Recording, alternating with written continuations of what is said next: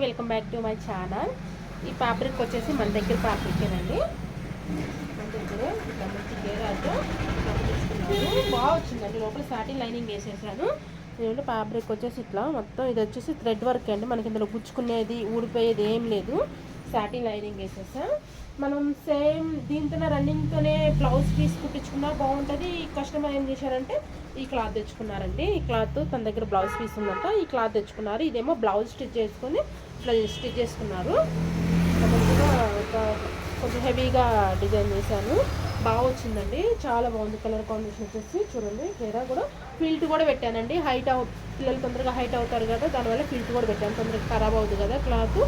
ఇది కావాలంటే ఇంకా క్లాత్ ఉందండి మన దగ్గర. ఫ్యాబ్రిక్ 200 రూపీస్ మీటర్ అండి. క్లాత్ ఉంది, కావాలంటే ఇంకా 5 మీటర్స్ ఫ్యాబ్రిక్ ఉంది. ఎవరికైనా ఇంట్రెస్ట్ ఉంటే మాత్రం కాల్ చేయండి, మెసేజ్ చేయండి. ఓకే.